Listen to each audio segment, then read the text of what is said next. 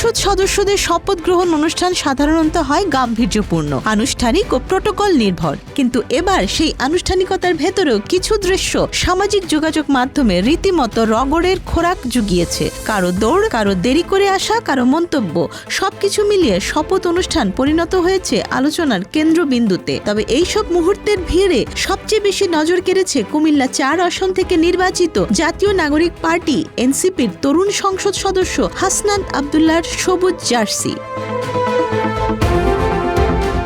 সবুজ রঙের জার্সির বুকে লেখা ইংলিশ, পিঠে হাসনাত এবং নম্বর 10। এটি এখন শুধু একটি পোশাক নয়, একটি প্রতীক। ঢাকা বিশ্ববিদ্যালয়ের ইংরেজি সাহিত্য বিভাগের সাবেক এই ছাত্র দীর্ঘদিন ধরেই জনসমক্ষে প্রায় একই জার্সি পরে উপস্থিত হচ্ছেন। আন্দোলন, সভা, সমাবেশ, নির্বাচনী প্রচারণা, সব জায়গাতেই তার ইউনিফর্ম যেন এই জার্সি। ২০২৪ সালের সরকার বিরোধী আন্দোলনের সময় থেকেই জার্সিটি আলোচনায় আসে। সে সময় বৈষম্য বিরোধী ছাত্র আন্দোলনের অন্যতম সমন্বয়ক ছিলেন হাসনাত। অগাস্ট মাসে দেয়া এক সাক্ষাৎকারে তিনি জানান, জুলাইয়ে বনশ্রীর বাসা থেকে এই জার্সি পরেই আন্দোলনে যোগ দিয়েছিলেন। সেদিন ছাত্রলীগের হামলায় আহত হওয়ার পর তিনি নাকি প্রতিজ্ঞা করেন সরকার পতন না হওয়া পর্যন্ত এই জার্সি খুলবেন না। সরকার পতনের পরও অবশ্য তিনি জার্সি ছাড়েননি। এমনকি সংসদে শপথ নিতেও হাজির হয়েছেন একই পোশাকে। প্রশ্ন উঠেছে, এটি কি কেবলই ব্যক্তিগত পছন্দ নাকি রাজনৈতিক বার্তা?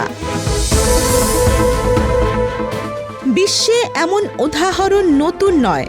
টেলিভিশন ব্যক্তিত্ব শাইখ সিরাজ দীর্ঘদিন ধরে জলপাই রঙের একই ধরনের শার্ট পরে অনুষ্ঠানে হাজির হন। জানা যায় তিনি একই ডিজাইনের একাধিক শার্ট তৈরি করে রাখেন যাতে তার সিগনেচার লুক অটুট থাকে। একইভাবে মার্ক জাকারবার্গ প্রায় ধূসর টি শার্ট পরেন। এক সাক্ষাৎকারে তিনি বলেছিলেন, প্রতিদিন একই ধরনের পোশাক পরলে সিদ্ধান্ত নেয়ার ঝামেলা কমে, মানসিক শক্তি সাশ্রয় হয়। সঙ্গীত শিল্পী ফুয়াদ আল মুক্তাদিরকেও নিয়মিত কালো পোশাকে দেখা যায়, যাদের ব্যক্তিগত ব্র্যান্ডের অংশ হয়ে উঠেছে। হাসনাতের জার্সিও কি তেমন একটি ব্যক্তিগত ব্র্যান্ড, নাকি এটি তার কাছে একটি লাকি জার্সি? রাজনৈতিক জীবনের উত্থান, আন্দোলনের স্মৃতি, বিজয়ের প্রতীক, সব মিলিয়ে হয়তো জার্সিটি তার আত্মপরিচয়ের অংশ হয়ে গেছে। তবে আরেকটি গুরুত্বপূর্ণ প্রশ্ন হলো, জাতীয় সংসদে কি নির্দিষ্ট ড্রেস কোড আছে?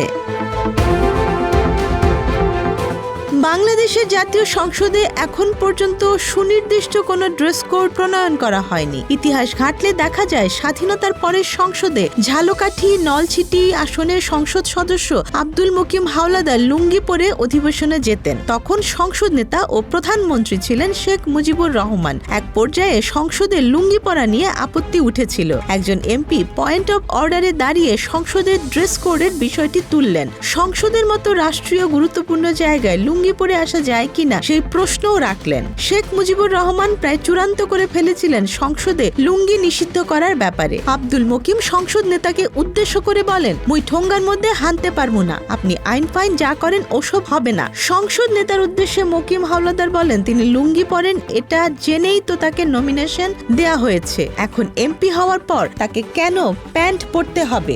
শেষ পর্যন্ত সংসদে লুঙ্গি বন্ধের উদ্যোগ বাতিল হয়। ফলে সংসদ সদস্যের পোশাক নির্বাচনে আইনগত বাধা তৈরি হয়নি।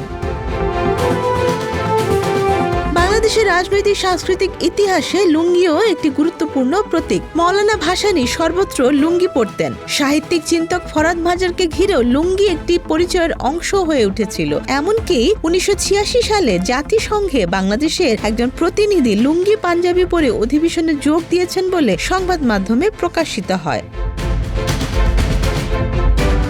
অন্যদিকে পোশাককে কেন্দ্র করে বিতর্কও কম হয়নি। ২০১৩ সালে ঢাকার বাড়িধারা এলাকায় লুঙ্গি পরা রিকশা চালকদের প্রবেশে নিষেধাজ্ঞার ঘটনায় সমালোচনার ঝড় ওঠে। একদল তরুণ লুঙ্গি পরে সাইকেল মিছিল করে প্রতিবাদ জানিয়েছিলেন। স্টার সিনেপ্লেক্সেও একসময় লুঙ্গি পরা দর্শকদের টিকিট না দেওয়ার অভিযোগ ঘিরে বিতর্ক সৃষ্টি হয়।